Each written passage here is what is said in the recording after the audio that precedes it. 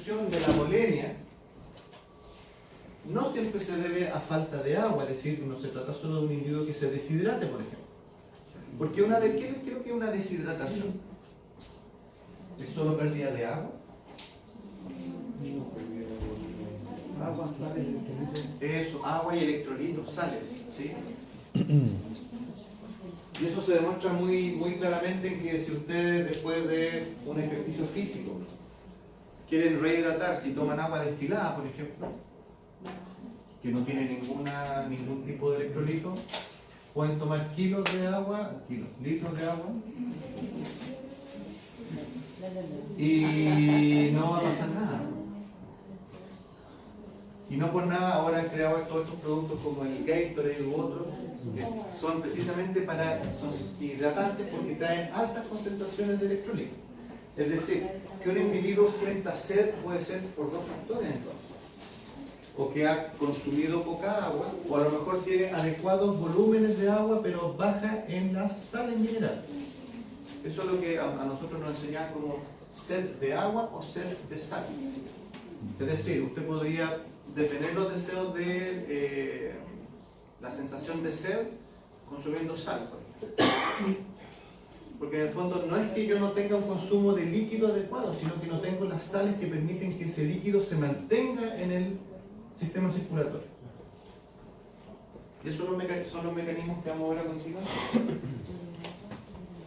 Esto un poco nos hace recordar lo que vimos en el laboratorio anterior, cuando hablamos de los medios hipotónicos, isotónicos y hipertónicos. Y en realidad, si recordamos estos tres esquemas, en todos estos casos el problema no era el agua, sino que era la concentración de las sales que se encontraba en cada una, que hacía que hubieran comportamientos diferentes. ¿Ya? Por lo tanto, ¿cuál es el principal electrolito que regula el volumen sanguíneo? ¿Perdón? ¿Escuchando? El sodio. Y por lo tanto, muchos de los mecanismos que el organismo va a aplicar para poder regular el volumen sanguíneo pasa por el metabolismo del sodio. Y siempre que hablamos del metabolismo del sodio, esto siempre va amarrado al potasio. Igual lo vamos a ver en el sistema endocrino, pero la principal hormona que regula el metabolismo del sodio y el potasio es un corticoide también, pero no es del grupo de los glucocorticoides, sino que es un mineralocorticoide. Porque es un corticoide que regula el metabolismo de los minerales, en este caso de esta célula.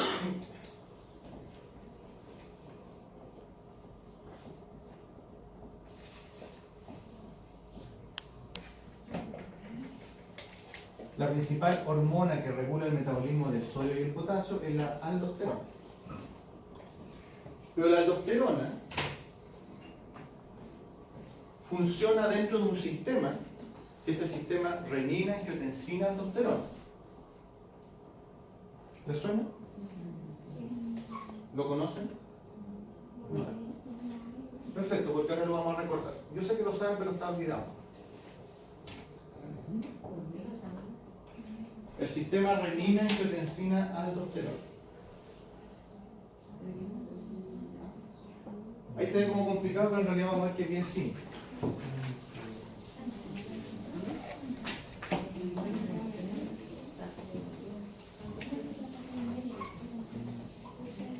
Uno de los principales mecanismos para regular la presión sanguínea, cuando el problema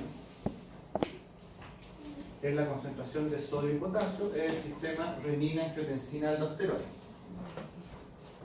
Vamos en orden entonces. En el riñón, no en el riñón, en el nefrón, este es un nefrón, tenemos glomérulo y tenemos túbulo, ¿cierto? O sea, como que a cada rato digo, lo vamos a ver después en el riñón. Pero ¿por qué hago este esquema? Porque al lado de cada glomérulo, de cada nefrón, existe un tejido muy sensible a ciertos estímulos, que es el aparato yuxtaglomerular. ¿Y por qué yuxta significa al lado? Y como está al lado del glomérulo, se llama aparato yuxtaglomerular.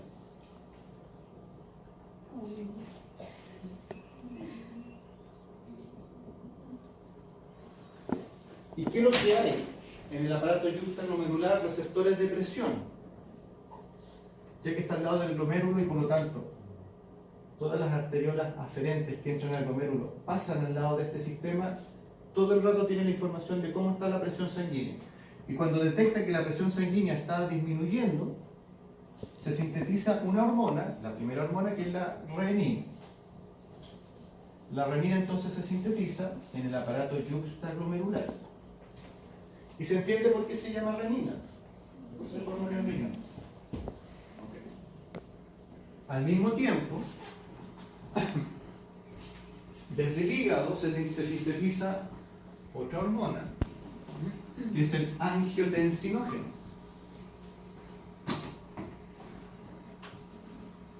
Es el hígado, hagámosle, angiotensinógeno. Y que termine en ógeno significa, toda sustancia que termine en ógeno significa que está inactiva. El angiotensinógeno es una hormona, ahí ya lo vas a terminar pronto. A ver si me puedes saber.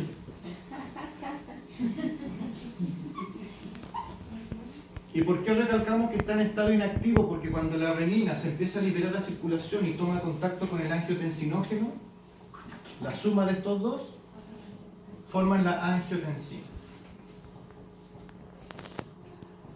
1. Ahora, si uno lee el nombre de la hormona, igual ya se entiende para qué sirve. Porque angio significa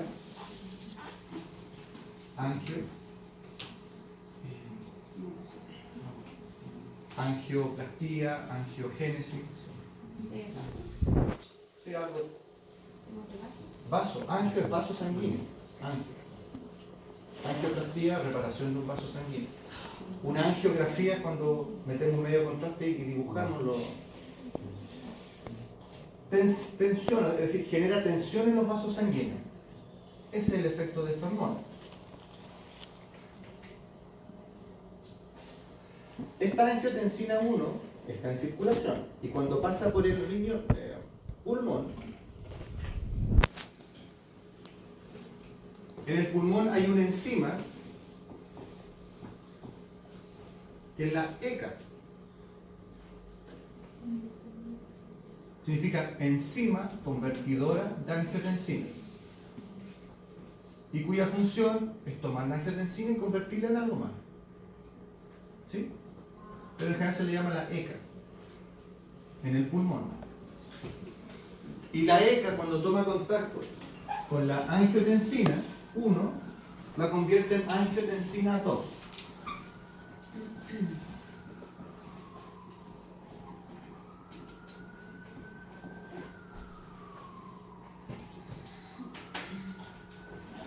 Y la angiotensina 2 es la que ahora va a generar todos los efectos que necesitamos para recuperar la tensión, la presión sanguínea.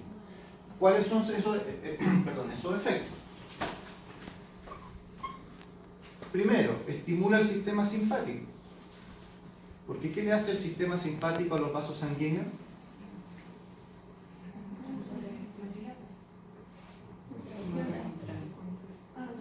Los contrae. Ahora sabemos que es sobre las arterias nada más, ¿cierto? Las contrae. Y si yo contraigo los vasos sanguíneos, contraigo las arteriolas principalmente, recupero presión. Ya. Perfecto, sí. Tiene sentido entonces. Aquí dice, vasoconstricción arteriolar. ¿De acuerdo? Eso me ayuda a aumentar la presión sanguínea. Disminuyo el tamaño de las cañerías. Por otro lado, que es lo que comentábamos hace un rato, la angiotensina 2 es la que estimula a la corteza adrenal a que sintetice aldosterona.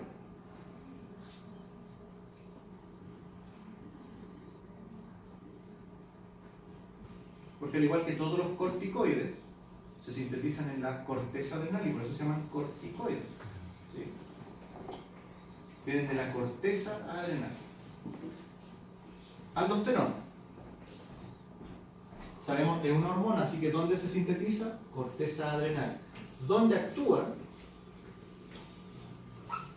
propósito que tenemos el nefrón hecho acá, la aldosterona actúa a nivel de túbulos distales del nefrón.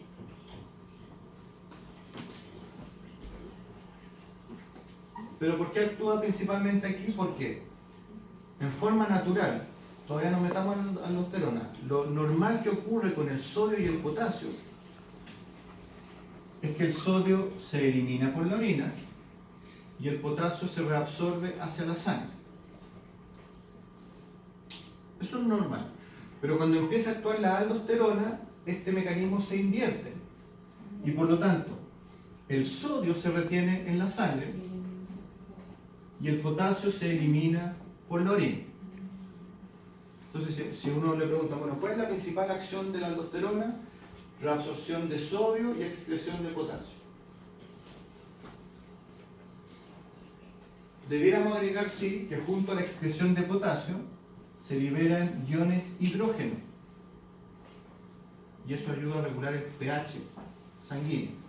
Porque los iones hidrógeno generan acidez. ¿Sí? Es que agreguemos este dato.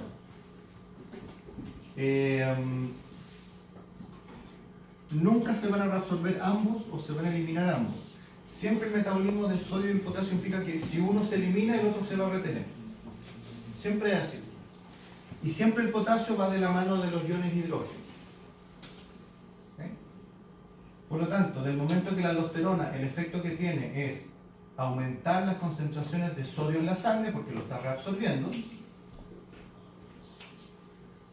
el sodio que hace con el agua capta mucha agua y por lo tanto ayuda a que el volumen sanguíneo aumente. Todos estos mecanismos van junto con el estímulo de la sed, es decir, hay que consumir agua. No saco nada con reabsorber mucho sodio si no llega agua que pueda ser captada por el sodio. Sin embargo, a eso íbamos al principio, que si este mecanismo no se activa, yo por mucho que tome agua, lo que va a pasar es que voy a aumentar la diuresis. Voy a orinar mucho, pero no voy a retener agua en la sangre. Eso solo lo logro bajo la acción del aumento de sodio en la sangre. Aumento de sodio en la sangre se denomina, en una palabra, aumento de sodio sanguíneo se denomina, tiene que ser hiper, ¿cierto? La lógica dice eso, ¿cierto?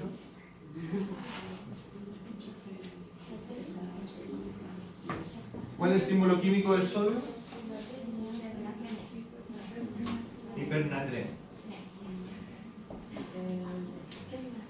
Y por lo tanto, si se elimina mucho potasio, disminuye los niveles de potasio en la sangre.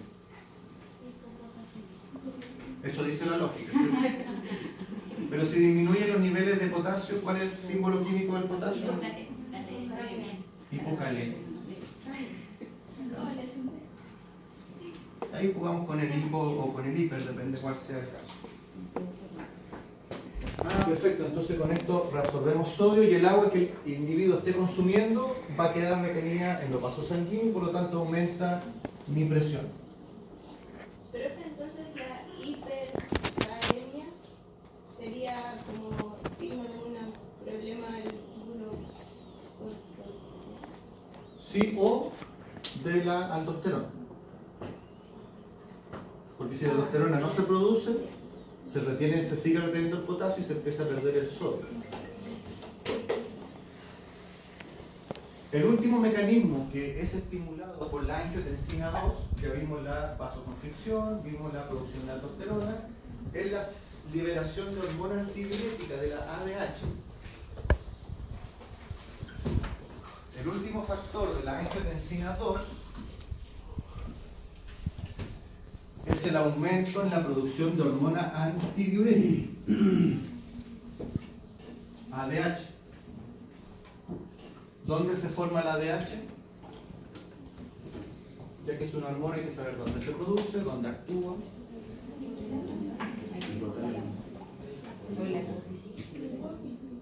Ya, la hipófisis posterior como que la almacenaba, pero en realidad se formaba por el estímulo del hipotálamo. Ya. ¿Cuál es el efecto de la hormona antidiurética?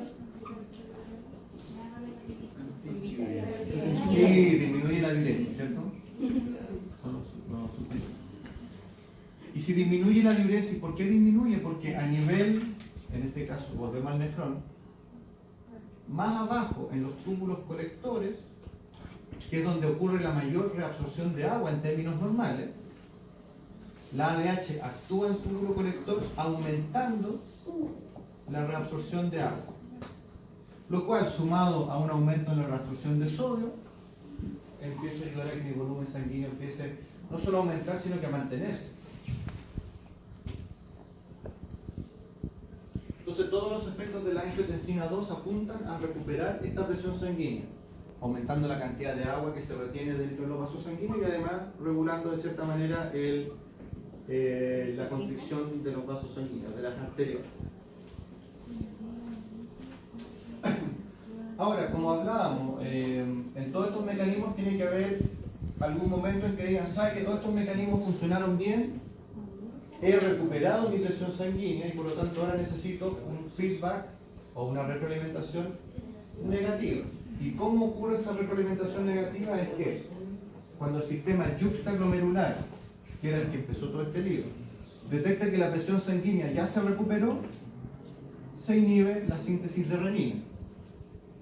Y si se inhibe la producción de renina, ya no hay conversión de angiotensinógeno en angiotensina, por lo tanto se corta todo este mecanismo, que es lo que muestra este esquema acá. Se recupera la presión sanguínea y hay un feedback negativo en que la renina ya no se produce. Si no hay renina, se corta todo el ciclo, todo el mecanismo. Las personas hipertensas, la mayoría de los fármacos que consumen para regular la presión sanguínea pertenecen al grupo de fármacos inhibidores de la ECA, porque lo que hacen esos fármacos es que inhiben esta enzima, y si inhiben esta enzima, la angiotensina 1 nunca se convierte en angiotensina 2 y todos estos efectos no se producen. Y en un hipertenso es muy importante que no haya vasoconstricción, que no haya retención de sodio y que no haya acción de la hormona antidiurética. Y como ya lo hemos conversado, y más encima le dicen, no consuma sal. Porque aunque la aldosterona ya no está haciendo la pega, si usted consume mucha sal, me va a aumentar los niveles de sodio en la sangre. Y para terminar, estos fueron los mecanismos para aumentar la presión sanguínea. Pero en el caso contrario, ¿qué pasa con un individuo que tiene una alta presión sanguínea? ¿Cómo reacciona el organismo?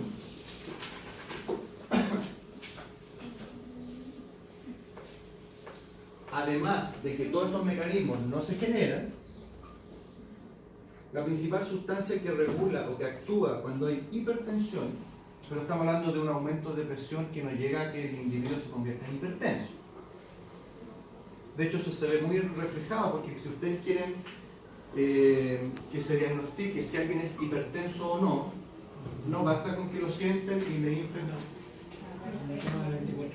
Sí, hay un examen que se llama Holter, de 24 horas, es decir, usted anda todos los días con una maquinita que cada 15, 20 o 30 minutos, no recuerdo, mide su presión sanguínea.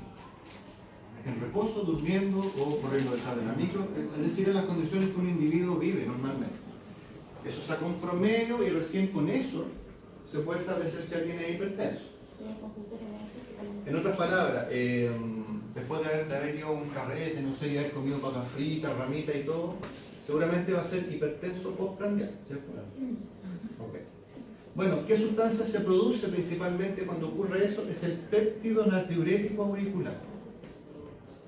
¿Sí?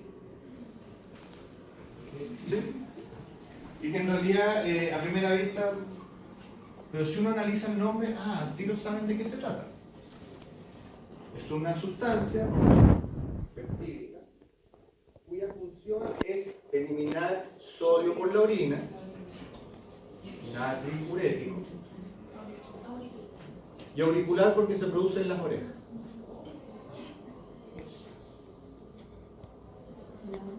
En las orejas.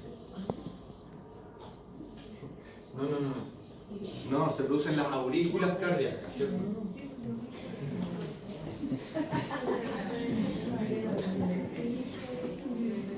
Y en realidad tiene lógica que se produzca en las aurículas cardíacas, porque Ahí están los receptores que detectan que cuando hay un aumento de presión dentro de las aurículas, lo cual es producto de una hipertensión a nivel sistémico, se empieza a liberar esta sustancia cuyo principal efecto, como su nombre lo indica, es eliminar sodio por la orina. Porque si me deshago del sodio, el sodio arrastra agua y por lo tanto esa agua que está generándome una hipertensión a nivel circulatorio empieza a eliminarse por la orina. Y además, por lo tanto, inhibe a la hormona antidiurética, es decir, este mecanismo busca todo lo contrario, quiere eliminar agua por todas las vías posibles. Y por lo tanto eliminar sodio por todas las formas posibles.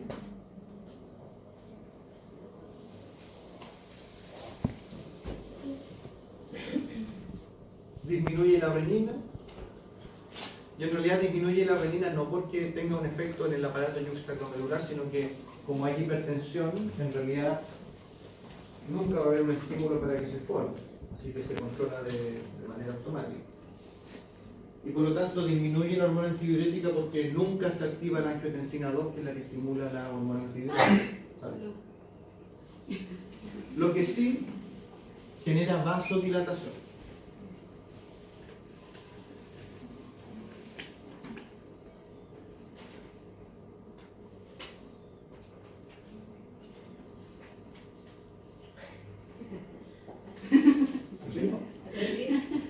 ¿Me doy a entender? Sí, estamos bien. Sí. ¿Se quieren ir? Sí. Entonces, y aquí para la guinda de la torta, la cátedra de la próxima semana, esto está aquí. Y control también.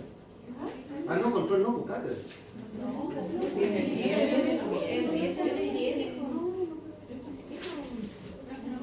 A ver, 10 de noviembre. Veamos la foto de la pizarra.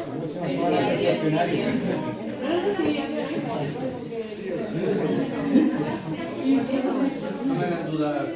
Profe, no lo estamos leyendo. Puso 10 de noviembre. 10 de noviembre está terminado. Que con los de uno estuvimos ya, no ha dicho nada. Ok,